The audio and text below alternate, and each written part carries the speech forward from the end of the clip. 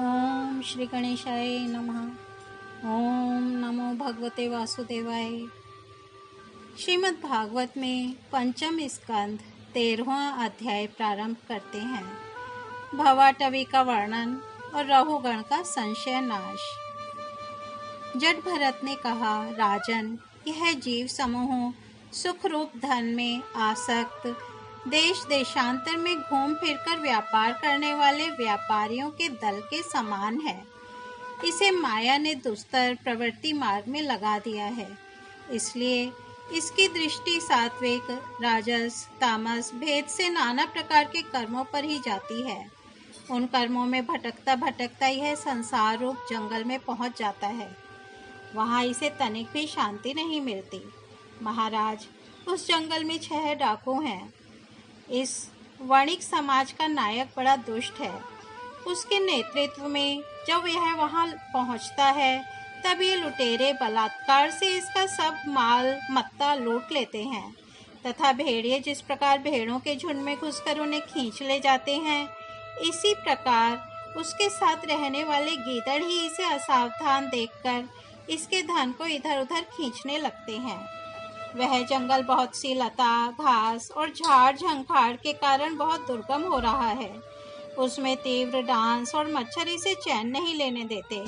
वहाँ इसे कभी तो गंधर्व नगर दिखने लगता है और कभी कभी चमचमाता हुआ अति चंचल अगिया बेताल आंखों के सामने आ जाता है। यह वणिक समुदाय इस वन में निवास स्थान, जल और धन आदि में आसक्त होकर इधर उधर भटकता रहता है। कभी बवंडर से उठी हुई धूल के द्वारा जब सारी दिशाएं धूमाच्छादित हो जाती हैं और इसकी आंखों में भी धूल भर जाती है, तो इसे दिशाओं का ज्ञान भी नहीं रहता। कभी इसे दिखाई न देने वाले झिंगुरों का कर्ण कटु शब्द सुनाई देता है। कभी उल्लुओं की बोली से इसका चित्त व्यथित हो जाता है। कभी इसे भूख सताने लगती है तो यह निंदनीय वृक्षों का ही सहारा टटोलने लगता है और कभी प्यास से व्याकुल होकर मृग तृष्णा की ओर दौड़ लगाता है। कभी जलहीन नदियों की ओर जाता है। कभी अन्न न मिलने पर आपस में एक दूसरे से भोजन प्राप्ति की इच्छा करता है। कभी दावानल में घुसकर अग्नि से झुलस जाता है और कभी यक्ष लोग इसके प्राण खींचने लगते हैं तो यह खिन्न होने लगता है। कभी अपने से अधिक बलवान लोग इसका धन छीन लेते हैं तो यह दुखी होकर शोक और मोह से अचेत हो जाता है और कभी गंधर्व नगर में पहुंचकर घड़ी भर के लिए सब दुख भूलकर खुशी मनाने लगता है। कभी पर्वतों पर चढ़ना चाहता है तो कांटे और कंकड़ों द्वारा पैर चलनी हो जाने से उदास हो जाता है। कुटुंब बहुत बढ़ जाता है और उदर पूर्ति का साधन नहीं होता तो भूख की ज्वाला से संतप्त होकर अपने ही बंधु बांधवों पर खींचने लगता है। कभी अजगर सर्प का ग्रास बनकर वन में फेंके हुए मुर्दे के समान पड़ा रहता है। उस समय इसे कोई सुध बुध नहीं रहती। कभी दूसरे विषैले जंतु इसे काटने लगते हैं तो उनके विष के प्रभाव से अंधा होकर किसी अंधे कुएं में गिर पड़ता है और घोर दुख में अंधकार में बेहोश पड़ा रहता है। कभी मधु खोजने लगता है तो मक्खियां इसके नाक में दम कर देती हैं और इसका सारा अभिमान नष्ट हो जाता है। यदि किसी प्रकार अनेकों कठिनाइयों का सामना करके वह मिल भी गया तो बलात्कार से दूसरे लोग उसे छीन लेते हैं। कभी शीत, घाम, आंधी और वर्षा से अपनी रक्षा करने में असमर्थ हो जाता है। कभी आपस में थोड़ा बहुत व्यापार करता है तो धन के लोभ से दूसरों को धोखा देकर उनसे वैर ठान लेता है। कभी कभी उस संसार वन में इसका धन नष्ट हो जाता है तो इसके पास शैया, आसन, रहने के लिए स्थान और सैर सपाटे के लिए सवारी आदि भी नहीं रहते। तब दूसरों से याचना करता है। मांगने पर भी दूसरे से जब उसे अभिलक्षित वस्तु नहीं मिलती, तब पराई वस्तुओं पर अनुचित दृष्टि रखने के कारण इसे बड़ा तिरस्कार सहना पड़ता है।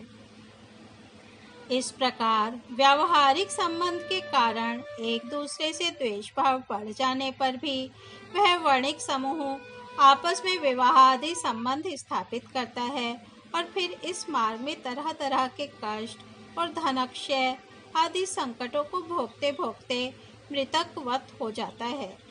साथियों में से जो मरते जाते हैं, उन्हें जहाँ का तहाँ छोड़कर नवीन उत्पन्न हुओं को साथ लिए वह बनिजारों का समूह बराबर आगे ही बढ़ता रहता है। वीरवर, उनमें से कोई भी प्राणी ना तो आज तक वापस लौटा है और न किसी ने इस संकटपूर्ण मार्ग को पार करके परमानंदमय योग की ही शरण ली है। जिन्होंने बड़े बड़े दिक्पालों को जीत लिया है, वे धीर वीर पुरुष भी पृथ्वी में यह मेरी है ऐसा अभिमान करके आपस में वैर ठानकर संग्राम भूमि में जूझ जाते हैं, तो भी उन्हें भगवान विष्णु का वह अविनाशी पद नहीं मिलता जो वैरहीन परमहंसों को प्राप्त होता है। इस भवाटवी में भटकने वाला यह बनिजारों का दल कभी किसी लता की डालियों का आश्रय लेता है और उस पर रहने वाले मधुरभाषी पक्षियों के मुंहों में फंस जाता है। कभी सिंहों के समूह से भय मानकर बगुला, कंक और गिद्धों से प्रीति करता है।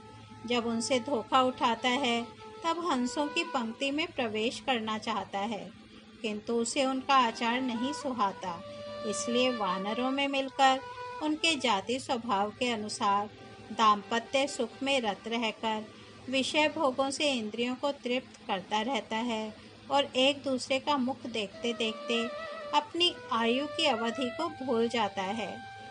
वहाँ वृक्षों में क्रीड़ा करता हुआ पुत्र और स्त्री के स्नेह पाश में बंध जाता है। इसमें मैथुन की वासना इतनी बढ़ जाती है कि तरह तरह के दुर्व्यवहारों से दीन होने पर भी यह विवश होकर अपने बंधन को तोड़ने का साहस नहीं कर सकता। कभी असावधानी से पर्वत की गुफा में गिरने लगता है तो उसमें रहने वाले हाथी से डरकर किसी लता के सहारे लटका रहता है। शत्रु दमन, यदि किसी प्रकार इसे उस आपत्ति से छुटकारा मिल जाता है तो यह फिर अपने गोल में मिल जाता है। जो मनुष्य माया की प्रेरणा से एक बार इस मार्ग में पहुंच जाता है, उसे भटकते भटकते अंत तक अपने परम पुरुषार्थ का पता नहीं लगता। राहुगण, तुम भी इसी मार्ग में भटक रहे हो, इसलिए प्रजा को दंड देने का कार्य छोड़कर समस्त प्राणियों के सुहृद हो जाओ और विषयों में अनासक्त होकर भगवत सेवा से तीक्ष्ण किया हुआ ज्ञान रूप खड्ग लेकर इस मार्ग को पार कर लो। राजा रहुगण ने कहा, अहो, समस्त योनियों में यह मनुष्य जन्म ही श्रेष्ठ है। अन्य लोकों में प्राप्त होने वाले देवादि उत्कृष्ट जन्मों से भी क्या लाभ है, जहाँ भगवान ऋषिकेश के पवित्र यश से शुद्ध अंतःकरण वाले आप जैसे महात्माओं का अधिकाधिक समागम नहीं मिलता। आपके चरण कमलों की रज का सेवन करने से जिनके सारे पाप ताप नष्ट हो गए हैं, उन महानुभावों को भगवान की विशुद्ध भक्ति प्राप्त होना कोई विचित्र बात नहीं है। मेरा तो आपके 2 घड़ी के सत्संग से ही सारा कुतर्क मूलक अज्ञान नष्ट हो गया है। ब्रह्म ज्ञानियों में जो वयोवृद्ध हों उन्हें नमस्कार है, जो शिशु हों उन्हें नमस्कार है, जो युवा हों उन्हें नमस्कार है, जो क्रीडारत बालक हों उन्हें भी नमस्कार है। जो ब्रह्मज्ञानी ब्राह्मण अवधूत वेश से पृथ्वी पर विचरते हैं, उनसे हम जैसे ऐश्वर्योन्नामत राजाओं का कल्याण हो। श्री सुखदेव जी कहते हैं, उत्तरानंदन, इस प्रकार उन परम प्रभावशाली ब्रह्मर्षि पुत्र ने अपना अपमान करने वाले सिंधु नरेश रहुगण को भी अत्यंत करुणावश आत्म तत्व का उपदेश दिया। तब राजा रहुगण ने दीन भाव से उनके चरणों की वंदना की। फिर वे परिपूर्ण समुद्र के समान शांत चित्त और उपरतेंद्रिय होकर पृथ्वी पर विचरने लगे। उनके सत्संग से परमात्म तत्व का ज्ञान पाकर सौवीरपति रहुगण ने भी अंतःकरण में अविद्यावश आरोपित देहात्म बुद्धि को त्याग दिया। राजन, जो लोग भगवद आश्रित अनन्य भक्तों की शरण ले लेते हैं, उनका ऐसा ही प्रभाव होता है। उनके पास अविद्या ठहर नहीं सकती। राजा परीक्षित ने कहा, महाभागवत मुनिश्रेष्ठ, आप परम विद्वान हैं। आपने रूपकादि के द्वारा अप्रत्यक्ष रूप से जीवों के जिस संसार रूप मार्ग का वर्णन किया है, उस विषय की कल्पना विवेकी पुरुषों की बुद्धि ने की है। वह अल्प बुद्धि वाले पुरुषों की समझ में सुगमता से नहीं आ सकता।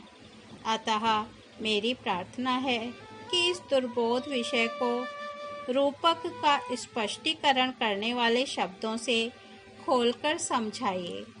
इस तरह श्रीमद् भागवत में पंचम स्कंद 13वां अध्याय समाप्त होता है। कल हम 14वां अध्याय भवाटवी का स्पष्टीकरण सुनेंगे। तब तक हम यहीं विराम देते हैं। हरि ओम तत्सत।